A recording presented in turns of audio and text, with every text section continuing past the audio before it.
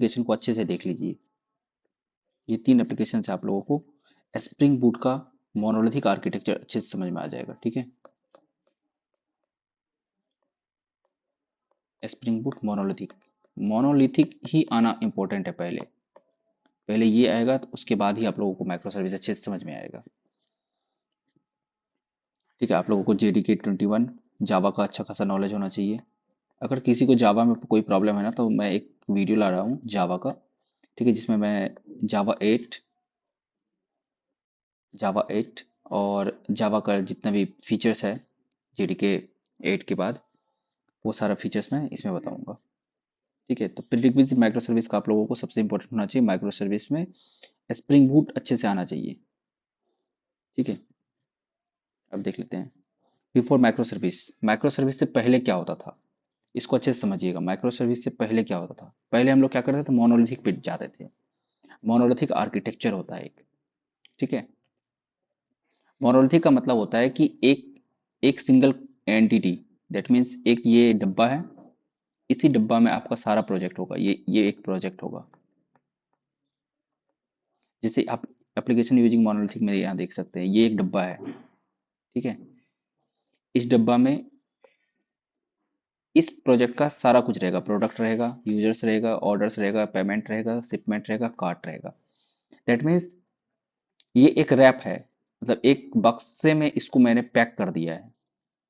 ठीक है, ये हमारा मोनोलिथिक आर्किटेक्चर है। अब ये कहीं जाएगा नहीं, सिंगल प्रोजेक्ट, दैट मीन्स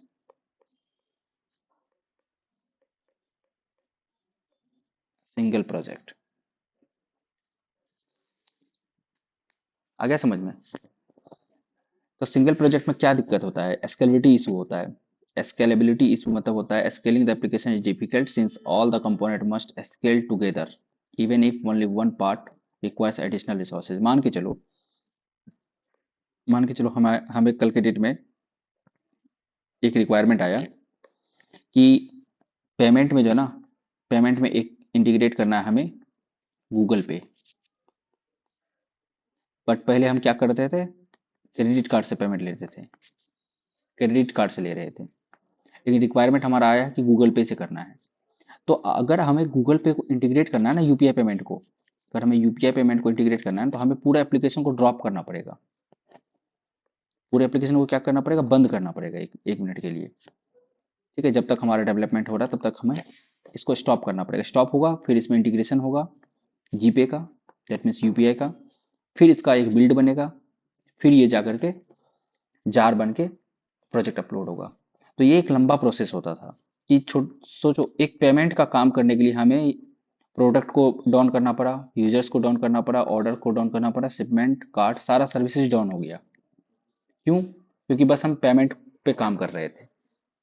तो इसीलिए हम लोग मोनोलिथिक से हट करके माइक्रो सर्विस पे आए हैं। आगे हम लोग इस स्लाइड में देखेंगे माइक्रो सर्विस का सारा फीचर्स देखेंगे। ठीक है, तो इनक्रीज कॉम्प्लेक्सिबिलिटी है गया ये वाला। एज द एप्लीकेशन ग्रोज, अगर एप्लीकेशन को ग्रो करोगे, managing the code base and dependency become cumbersome. ठीक है, क्यूबरसम का मतलब difficulty, making maintenance and upgrades more challenging. अगर ये एप्लीकेशन इनलार्ज हो जाएगा, मान के चलो एक तुम्हारे पास अमेजोन का एप्लीकेशन बनाना है। ठीक है, अमेजोन लाइक एप्लीकेशन बनाना है। चलिए एक हम लोग छोटा सा एग्जांपल लेते हैं। मान के चलो तुम्हारे पास एक अमेजन एप्लीकेशन है, ये बहुत बड़ा एप्लीकेशन होगा, बिग बिग स्केल होगा। स्केल मतलब क्या होगा, इसमें बहुत सब कुछ इंटीग्रेट करोगे। हो सकता है तुम पहले तो ई कॉमर्स के लिए काम कर रहे हो, उसमें कुछ और एडिशन होगा, एडिशन करना चाहोगे। तो जैसे तुम एडिशन करोगे ना इसमें, तो ये इसका डिपेंडेंसीज और कोड का जो डिपेंडेंसी है ना, ये सब मेंटेन करना बहुत डिफिकल्टी हो जाएगा। एक चीज को चेंज करने के लिए सारा सर्विस को बंद करना पड़ जाएगा। तो मोनोलिथिक पे आप बिग स्केल नहीं कर सकते हो। Monolithic is basically use for small application. तो मोनोलिथिक का हम लोग क्या किसे यूज करते हैं, मोनोलिथिक स्मॉल एप्लीकेशन के लिए। ठीक है, अब देखो before micro service monolithic, before micro service we have monolithic application architecture. ठीक है, हमारे पास स्प्रिंग बूट एप्लीकेशन होता है, उसमें हम लोग मोनोलिथिक आर्किटेक्चर से बनाते हैं। अभी तक जितने भी एप्लीकेशन आप लोग बनाए होंगे ना, वो सब मोनोलिथिक ही बना होगा। तो मोनोलिथिक का देखो, monolithic architecture integrates multiple component into a single large application. ठीक है, एक ही एप्लीकेशन रहेगा, ये एक मान के चलो डब्बा है, इसी में सारा बैकएंड का कोड रहेगा, सारा बैकएंड का कोड रहेगा यहाँ पे। समझ गए? सिंगल कोड बेस होगा, सिंगल कोड बेस। तो ये एक आपका सिंगल कोड बेस है, this your single code base. फिर यूनिफाइड डिप्लॉयमेंट, एक ही डिप्लॉयमेंट होगा, इसका एक ही जार बन के आएगा, सिंगल जार। टाइट कपलिंग होगा, टाइट कपलिंग का मतलब होगा एक मॉड्यूल, मॉड्यूल 1 मॉड्यूल 2 से टाइटली अटैच होगा, टाइटली अटैच। ठीक है, तो ये सब इसका डिफिकल्टी है, डेवलपमेंट चैलेंजेस होगा। Developers needs to coordinate frequently as changes on the one part of the system में इम्पैक्ट अदर। अब मान के चलो तुम मॉड्यूल 1 में चेंज कर रहे हो, ठीक है, ये तुम्हारा मॉड्यूल 1 है, तुम मॉड्यूल 1 में कुछ चेंजेस लाना चाह रहे हो, लेकिन कोई दूसरा डेवलपर है जो मॉड्यूल 2 में काम करेगा, और ये दोनों मॉड्यूल आपस में अटैच है। ठीक है, ये दोनों मॉड्यूल आपस में अटैच है, तो तुम्हें मॉड्यूल 1 वाले डेवलपर से बात करना पड़ेगा कि भैया मैं मॉड्यूल 2 में चेंजेस ला रहा हूँ, आप मॉड्यूल 1 में अभी कुछ छेड़छाड़ मत करो। दैट मीन्स ये आपका डेवलपमेंट चैलेंज को भी देखो टाइम किल कर रहा है। ये इंडिपेंडेंसी होना चाहिए ना कि मॉड्यूल 1 पे कोई भी चेंजेस करे, मॉड्यूल 2 पे कोई इफेक्ट ना पड़े। बट मोनोलिथिक में, ये मोनोलिथिक में ये इफेक्ट पड़ेगा, क्योंकि ये दोनों टाइटली कपल्ड है। ये मोनोलिथिक मॉड्यूल 1 और मॉड्यूल 2 टाइटली कपल्ड है, तो ये दोनों फर्क पड़ेगा। ठीक, फिर देख लेते हैं माइक्रो सर्विस क्या होता है।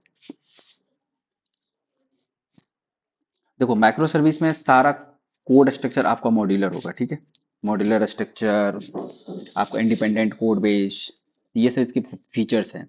इन a micro service architecture large application are broken down into smaller independent services each responsible for specific functionality. ठीक, अब सोचो तो छोड़ा थोड़ा सा, जैसे हम प्रोडक्ट से रिलेटेड कोई काम करेंगे, प्रोडक्ट का क्या होगा, प्रोडक्ट का कुछ कुछ फीचर्स होगा, प्रोडक्ट का प्राइस होगा, डिस्काउंट होगा प्रोडक्ट पे, प्रोडक्ट का कलर होगा, प्रोडक्ट का आईडी होगा, प्रोडक्ट मेनी थिंग्स, कुछ भी इसका ऑब्जेक्ट ले लो, कुछ भी इसका फील्ड्स ले लो, ये प्रोडक्ट से रिलेटेड काम करेगा। यूजर का क्या होगा, यूजर का नाम होगा, यूजर क्या कर सकता है, प्रोडक्ट खरीद सकता है, बेच सकता है, पैसा कटा सकता है अपने अकाउंट से पैसा कटा सकता है, ये सब हो जाएगा। ऑर्डर क्या होगा, ऑर्डर क्रिएट होगा, यूजर ऑर्डर क्रिएट करेगा। तो that means that they all are independent. समझ गए? ये सारे इंडिपेंडेंट होगा। तो modular structure, the application is divided into multiple smaller self content service. Independent code base होगा, इसका कोड बेस अलग रहेगा, इसका कोड बेस अलग, ऑर्डर का कोड बेस अलग, पेमेंट का कोड बेस अलग। That means each one is a single project. सभी को हम लोग सिंगल मोनोलिथिक प्रोजेक्ट बना देंगे। ठीक है, अगर सभी को सिंगल मोनोलिथिक प्रोजेक्ट बना देंगे तो उससे हमें क्या हेल्प मिलेगा? हेल्प ये मिलेगा कि आप अगर प्रोडक्ट में कोई चेंजेस कर रहे हो तो यूजर में कोई इफेक्ट नहीं पड़ेगा। ठीक है, दैट इज योर मॉड्यूल 1। अगर हम इसको बोले प्रोडक्ट को, ये प्रोडक्ट आपका मॉड्यूल 1 है, मॉड्यूल 1 है, और ये क्या है, मॉड्यूल 2, मॉड्यूल 2 है। इस मॉड्यूल में कोई चेंजेस करोगे तो इसमें कोई फर्क नहीं पड़ेगा। ये मॉड्यूल 3 है, ये मॉड्यूल 3 है, और ये क्या है, मॉड्यूल 4, मॉड्यूल 4। समझ में आ गया? इसमें चेंज करने से ऑर्डर में कोई चेंजेस नहीं आएगा, यूजर्स में कोई चेंजेस करेंगे तो पेमेंट में कोई फर्क नहीं पड़ेगा, ऑर्डर में कोई फर्क नहीं पड़ेगा, प्रोडक्ट में कोई फर्क नहीं पड़ेगा। ये इंडिपेंडेंसी होता है। अच्छा, फिर बाद में इसको हम लोग कम्युनिकेट करवा सकते हैं किससे? Using rest APIs. हम लोग रेस्ट एपीआई से कम्युनिकेट कर सकते हैं। ठीक है, यूजिंग रेस्ट एपीआईज। तो ऑटोनोमस मैनेजमेंट होगा, इस service can be managed, updated and scaled individually without affecting the entire system. Technology flexibility रहेगा, different micro service can be build using different programming language, frameworks and database depending on the requirement.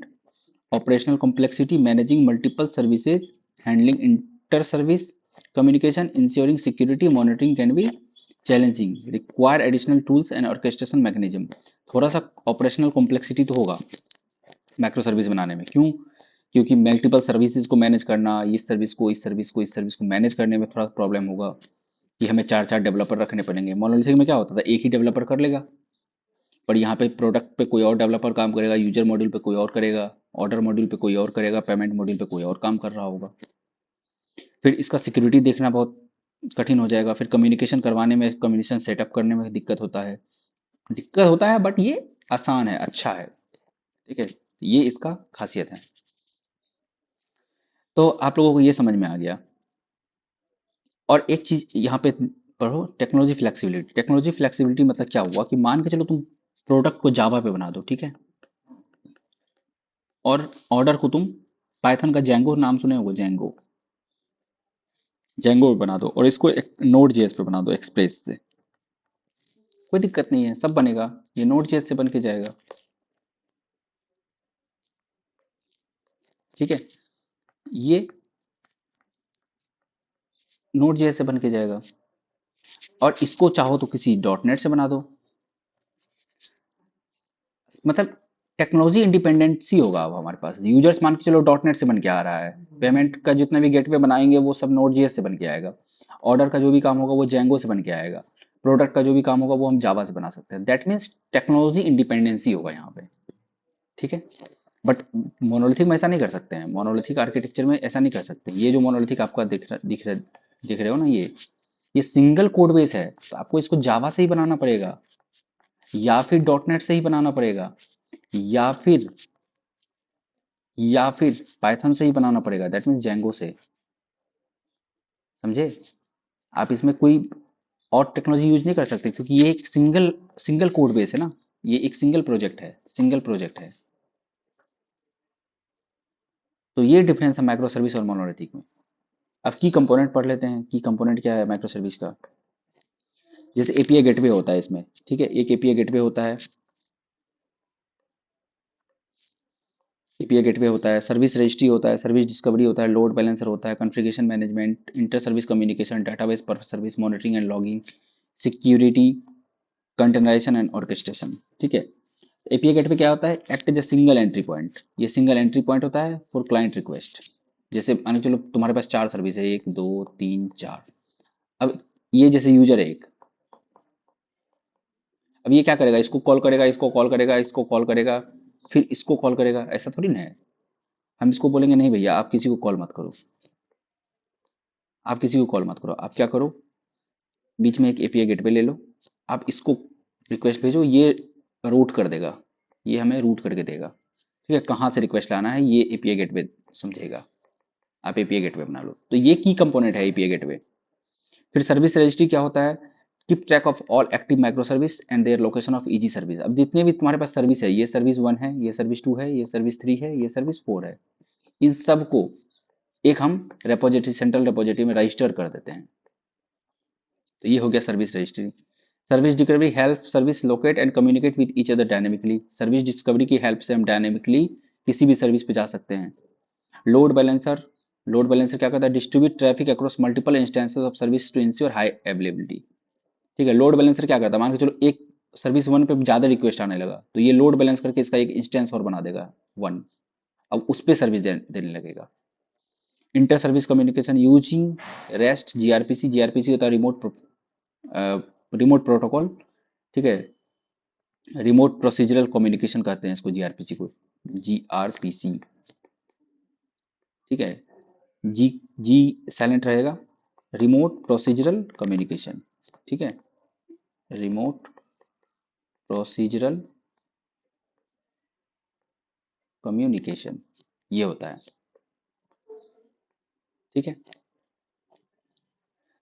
अब और कैसे communication कर सकते हैं हम लोग? Messaging protocol से कर सकते हैं, काफका लगा सकते हैं, रैबिट एमक्यू लगा सकते हैं for communication between micro service. Database per service, each micro service has its own database ensuring data independency.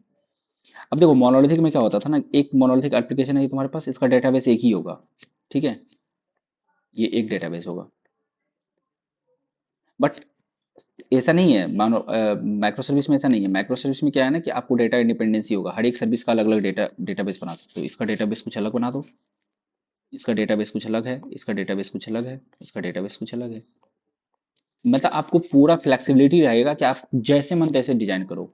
इसको अलग प्रोग्रामिंग लैंग्वेज पे अलग डेटाबेस से करो, इसको अलग प्रोग्रामिंग लैंग्वेज अलग डेटाबेस प्रोग्रामिंग अलग करो, अलग कर दो, और फिर ये डेटाबेस भी अलग कर दो। ठीक है, monitoring and logging tools like Prometheus, ELK stack, Jaeger track performance, detect failures, log service interaction. अगर कोई सर्विस फेल होगा तो वो सबको ट्रैक करने का मेथड है ये सब। रिसाइलियंस 4J provide matrix failures rate slow call CTC which can be integrated with Prometheus and Grafana monitoring. ठीक है, फिर सिक्योरिटी देख लेते हैं, सिक्योरिटी क्या क्या है। Implement authentication and authorization and encryption to protect communication and data. ठीक है, सिक्योरिटी लगा सकते हैं, authentication, authorization, containerization and orchestration, use Docker and Kubernetes to deploy manage and scale micro service efficiently. Scale करने के लिए मान के चलो, कल के डेट आज के डेट में हमारे पास 100 यूजर रिक्वेस्ट आ रहा है, कल के डेट में हमारे पास 1 मिलियन रिक्वेस्ट आएगा, 1 मिलियन, दैट मीन्स 10 लाख। तो इसको स्केल करना पड़ेगा ना, ये सर्विस को बढ़ाना पड़ेगा। तो ये डॉकर और क्यूबरनेटिस क्या करेगा ना, इसका पॉड बना बना करके, मान के चलो एक सर्विस ये है, इसका पॉड बना देगा, 1 2 3 4 5 6, इस तरह से इसका 100 पॉड बना देगा। मान के चलो तुमने कोड में लिख दिया कि 100 पॉड बनना चाहिए जब 1 मिलियन रिक्वेस्ट आए, तो ये उस सब पे डायरेक्ट कर देगा। समझ गए। अब हम लोग थोड़ा सा अपना आर्किटेक्चर देख लेते हैं। हम लोग जो एप्लीकेशन बनाए थे उसका आर्किटेक्चर क्या है। तो क्लाइंट है, क्लाइंट कौन है हमारा, यूजर्स क्लाइंट है, यूजर इज क्लाइंट। वो एपीआई गेटवे को रिक्वेस्ट करेगा, और एपीआई गेटवे क्या कर रहा है, रिक्वेस्ट को रिडायरेक्ट कर रहा है सर्विस पे, रेस्टोरेंट पे, ऑर्डर पे, पेमेंट पे, कार्ट पे। और देखो डेटाबेस, अब इस प्रोजेक्ट में मैंने डेटाबेस एक ही रखा है, बट आपको अगर चाहिए तो इस डेटाबेस को अलग कर दो, इस डेटाबेस को अलग कर दो, इसको भी अलग कर दो, इसको हटा दो अभी के लिए, इस डेटाबेस को अलग कर दो, इसको भी अलग कर दो। ठीक है, तो ये सारे डेटाबेस को तुम अलग कर सकते हो। अब यूरेका सर्वर जो तुम्हारा डिस्कवरी था, वो जितने भी तुम्हारे सर्विसेज है ना, ये जितने भी तुम्हारे पास सर्विसेज है, दिस वन इज सर्विसेज, जितने भी सर्विसेज हैं, इन सब का रजिस्ट्रेशन होगा यूरेका सर्वर पे। ठीक है, जैसे तुम जाते हो किसी कॉलेज में, किसी स्कूल में एडमिशन लेने के लिए, तो तुम्हारा रजिस्ट्रेशन होता है ना। मान के चलो तुम्हारे पास एक स्कूल है, इसमें तुम गए एडमिशन लेने के लिए, तो जैसे तुम जाते हो तो तुम्हारा यहाँ पे रजिस्ट्रेशन करता है, फिर दूसरा बंदा आएगा तो उसका भी रजिस्ट्रेशन होगा, ताकि पता चलेगी क्या है, और तुम्हें एक आईडी मिलेगा, एक आईडी मिलेगा, और तुम्हें उस आईडी से कॉल भी कर किया जा सकता है। ठीक है, तो यहाँ पे इसीलिए इस सारे सर्विस को हम लोग क्या करेंगे, यूरेका सर्वर पे रजिस्टर करेंगे और इसको एक आईडी असाइन हो जाएगा, ताकि इसको खोजने में आसान होगा।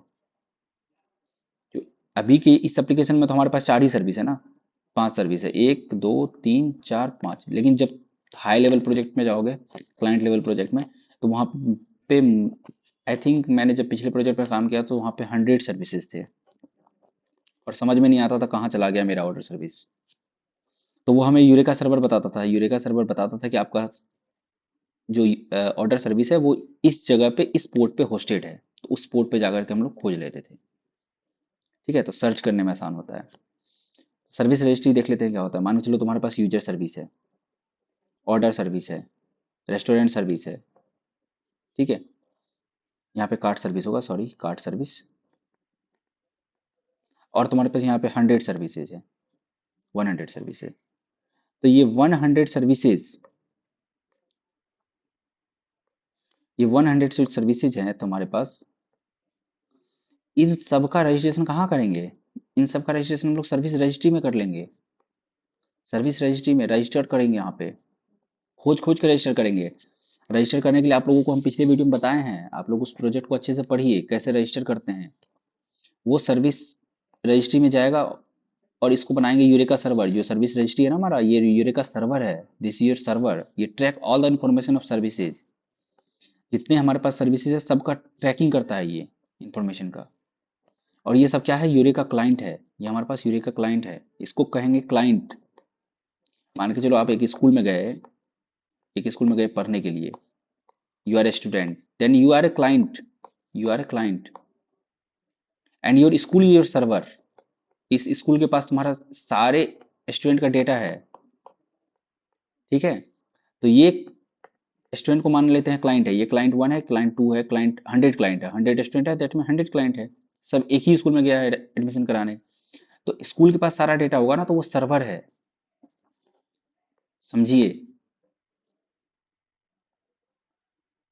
ठीक है। फिर माइक्रो सर्विस आर्किटेक्चर देख लेते हैं, कैसा आर्किटेक्चर होता है माइक्रो सर्विस का। देखो माइक्रो सर्विस का आर्किटेक्चर बहुत ही आसान है, बहुत ही सिंपल है। पहले हम लोग मोनोलिथिक बनाते थे, ये एक मोनोलिथिक एप्लीकेशन है, दिस वन इज मोनोलिथिक, ठीक है। और ये भी क्या है हमारा, मोनोलिथिक है, मोनोलिथिक। पहले हम लोग क्या करते थे, एक ही मोनोलिथिक में सारा काम कर लेते थे, ठीक है, सारा काम कर लेते थे। जैसे रेस्टोरेंट सर्विस है तो सारा रेस्टोरेंट से रिलेटेड सब कुछ इसी में कर लेते थे। बट अब क्या करते हैं ना, माइक्रो सर्विस में सबका डिपेंडेंसी अलग अलग, सबका काम अलग अलग है। यूजर है तो ये बस यूजर का, यूजर ऑपरेशन कंट्रोल करेगा, कंट्रोल यूजर ऑपरेशन ओनली। ये रेस्टोरेंट है तो ये रेस्टोरेंट क्या करेगा, रेस्टोरेंट से का ऑपरेशन कंट्रोल करेगा, रेस्टोरेंट ऑपरेशन। पेमेंट है तो ये बस पेमेंट का काम करेगा, पेमेंट, ये बस पेमेंट, पेमेंट कैसे, पेमेंट अच्छा मतलब दैट मीन्स पेमेंट सक्सेस हुआ या फिर फेल हुआ, ये बस यही देखेगा और इसका कोई काम नहीं है। कार्ट है तो ये बस कार्ट में ऐड करेगा, addition deletion, that means specific work है सारे सर्विसेज का, each service has specific work, each service has specific work. ये आप लोगों को सोचना पड़ेगा कैसे स्पेसिफिक वर्क इस सर्विस कर रहा है। ऑर्डर है तो बस ऑर्डर क्रिएट करेगा, ये ऑर्डर क्रिएट करेगा, समझ गए। और इस सब के बीच में ये जितने भी सर्विसेज हमारे पास, ये सर्विस जितने भी है, सबके बीच में कैसा कॉल होगा, एचटीटीपी से कॉल होगा, एचटीटीपी रेस्ट कॉल होगा, एपीआई कॉल, ठीक है। आप लोग पिछला वीडियो, मेरा वीडियो देखिए, उसमें हमने लोगों ने एचटीटीपी कॉल कैसे किया है, फिन क्लाइंट के थ्रू कॉल किया है, ठीक है। ये आपस में कॉल होगा और रिक्वेस्ट जो होगा, जो क्लाइंट होगा हमारा, वो एपीआई गेटवे को हिट करेगा, यहीं पे हिट मारेगा वो एपीआई गेटवे पे, और ये रिडायरेक्ट कर रहा है, ये अपना सर्विस ला रहा है इसको। जो आप यहाँ पे, जो आप मान के चलो, यहाँ पे आप बोल रहे हो कि हमें एक यूजर का सारा ऑर्डर्स चाहिए, ऑल ऑर्डर्स, तो ये क्या करेगा, ऑर्डर सर्विस पे जाएगा, ऑर्डर सर्विस से पहले ऑर्डर फेच करेगा और ऑर्डर सर्विस में देखेगा किस यूजर का ऑर्डर है, तो ये ऑर्डर सर्विस ये इस यूजर के पास जाकर के वो यूजर का डिटेल्स लेकर के ऑर्डर्स पे आएगा और यहाँ से फिर आपको डाटा दे देगा बैक, समझ रहे हो। यहाँ पे जाएगा, फिर यहाँ पे आएगा, फिर यहाँ पे ये डाटा इधर दे देगा। तो ये माइक्रो सर्विस का आर्किटेक्चर काम करता है। अब यहाँ पे अच्छे से समझ सकते हैं इस इमेज में। तो जैसे कि हमारे पास सर्विस रजिस्ट्री में क्या है, जितने भी यूजर सर्विस है, रेस्टोरेंट सर्विस है, ऑर्डर सर्विस है, पेमेंट सर्विस है, इन सब का रजिस्ट्रेशन हम कहाँ कर दिए हैं, इन सब का रजिस्ट्रेशन हम कर दिए हैं सर्विस रजिस्ट्री में। ये क्या है, server, eureka server, that is your school and that is a student, ठीक है। अब देखो, रिक्वेस्ट विथ यूजर आईडी, यहाँ पे यूजर आईडी से रिक्वेस्ट मारेंगे तो यूजर सर्विस में मिलेगा, रेस्टोरेंट आईडी से मारेंगे तो रेस्टोरेंट मिल जाएगा, अगर यहाँ पे ऑर्डर आईडी से मारेंगे तो ऑर्डर मिल जाएगा, पेमेंट का आईडी से मारेंगे तो पेमेंट मिल जाएगा। बट अगर हम इतना ना करके हम क्या करें, यहाँ पे एक एपीआई गेटवे लगा देते हैं, ठीक है, एक ये एपीआई गेटवे है। अब अब इतना रिक्वेस्ट मारने के बजाय क्या है, इतना रिक्वेस्ट मत मारो, अब बस एक रिक्वेस्ट मारो ना, एक ही रिक्वेस्ट मारो यहाँ पे और ये रिडायरेक्ट कर देगा, यहाँ से रिडायरेक्शन होगा, ठीक है। तो सब इसी चीज को समझिए, बहुत बेसिक एग्जांपल है माइक्रो सर्विस का। अब देखो फिन क्लाइंट क्या होता है, what is Feign client, Feign client is a declarative HTTP client in Spring Boot used for simplifying inter service communication in micro service architecture instead of manually writing REST template. Fin allows calling external REST APIs with minimal boilerplate developed by Netflix. ये Netflix बनाया है, minimum boiler plate, कुछ नहीं करना है, एक हम लोगों को इंटरफेस बनाना है और एनोटेशन लगाना है @ फिन क्लाइंट, इसके अंदर यूआरएल और इसके अंदर नेम, ये पास कर देना है बस, और नीचे मेथड, यहाँ नीचे इसके मेथड्स, बस इसको कॉल करो, इस मेथड्स को कॉल करो, तुम्हारे पास उस सर्विस का, अगर ये सर्विस यहाँ पे है ना, इस सर्विस को आकर के यहाँ से उठा कर लेके जाएगा। एक सर्विस यहाँ पे है ना, इस सर्विस, अगर यहाँ पे कोई दूसरा मेथड है, मेथड, तो वो इस सर्विस से कॉल लेकर के यहाँ पे तुमको दे देगा result. If you want to use Feign, create an interface and annotate it. ठीक है, फिन क्लाइंट का ये यूज है।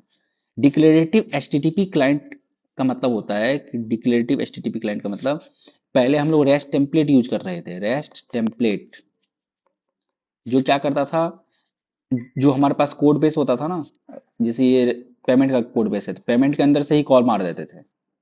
ठीक है, और ये वेट करते रहता था, ये वेट करता था उसके रिस्पॉन्स का। बट ये वेट नहीं करेगा फिन क्लाइंट, ये क्या करेगा फिन क्लाइंट, उसके इंटरफेस को एनोटेट करके यहाँ पे कॉल करो, और वो वहां से ला करके तुमको असिंक्रोनसली दे देगा। Don't wait for its response.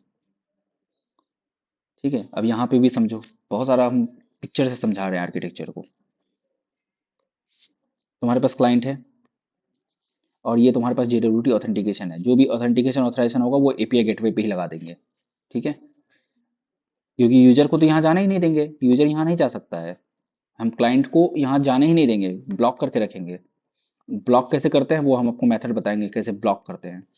इसको ब्लॉक कर देंगे यहाँ पे, नहीं, no, no access, direct access prohibited.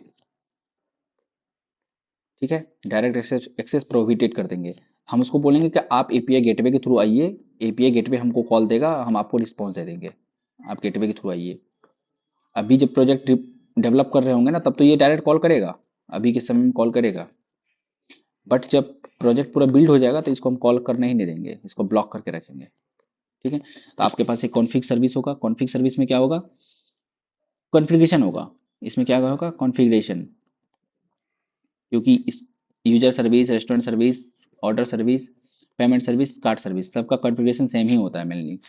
ठीक है, तो ये कॉन्फ़िग सर्विस से हम क्या करेंगे, कॉन्फ़िगरेशन सबको दे देंगे। ओके, जो गिटहब पे हम लोग होस्ट करके रखेंगे। एपीआई गेटवे पर रिक्वेस्ट आएगा, यूजर सर्विस के पास जाएगा, रेस्टोरेंट ऑर्डर सारे से डेटा लेके आएगा। JWT ऑथेंटिकेशन का जो भी सिक्योरिटी लगाना होगा हम एपीआई गेटवे पे लगाएंगे। अब जैसे कि एक चीज आप लोगों को बताए थे,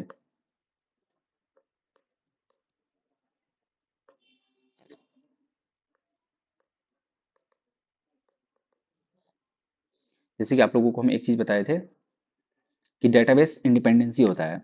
ठीक है, तो देखो यहाँ पे डेटाबेस देखो, यूजर सर्विस का डेटाबेस इंडिपेंडेंट है, DB1, DB2, DB3, DB4, DB5।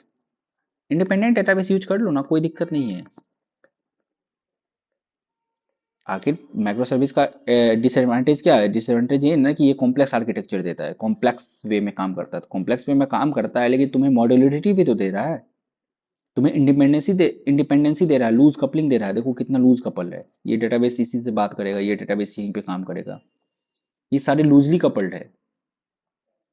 और देखो फॉल्ट टॉलरेंस क्या होता है, fault tolerance is the ability of a system to continue operating properly even when some components fail. मान के चलो यूजर सर्विस फेल हो गया, यूजर सर्विस में कोई डेवलपमेंट का काम चल रहा है, डेवलपमेंट चल रहा है, डेवलपमेंट डेवलपमेंट चल रहा है। ठीक है, अगर यूजर सर्विस में कोई डेवलपमेंट चल रहा है, तो क्लाइंट अगर एपीआई गेटवे के थ्रू आएगा और यूजर सर्विस को कॉल करेगा ना, तो वो कॉल यहाँ नहीं जा करके वो क्या करेगा, ये बोलेगा कि दिस सर्विस इज डाउन। ठीक है, this service is down, fall back कर देगा। बट अगर मान के चलो ये सर्विस डाउन है, ठीक है, बट यूजर सर्विस का डेटा ऑर्डर सर्विस यूज कर रहा है, ऑर्डर सर्विस यूज कर रहा है, और एपीआई गेटवे के थ्रू कोई क्लाइंट आया और ऑर्डर सर्विस से कोई डेटा ले रहा है, ऑर्डर सर्विस से कोई डेटा ले रहा है। ऑर्डर सर्विस जब यूजर सर्विस को कॉल करेगा ना, तो वो डेटा क्या होगा, जीरो, ब्लैंक, एम्प्टी, एम्प्टी होगा। तो इसको जो डेटा मिलेगा ना, वो यूजर यूजर का जो डेटा होगा वो तो जीरो मिलेगा, लेकिन ऑर्डर का डेटा इसको मिल सकता है 1। दैट मीन्स ट्रू, ये जीरो, फॉल्स। समझे, तो ये फॉल्ट टॉलरेंस आपको बचाता है कि कहीं भी फेल्योर हो गया तो उसको देखना है, उसको service crashes, high traffic, so implementing fault tolerance ensures reliability and availability. Fault tolerance बनाने से ये होता है कि आपको हमेशा सर्विस अवेलेबल होगा, कोई सर्विस डाउन नहीं होगा। ठीक है, अब नेक्स्ट वीडियो में हम लोग पढ़ेंगे नेक्स्ट लेक्चर में micro service interview questions and answer.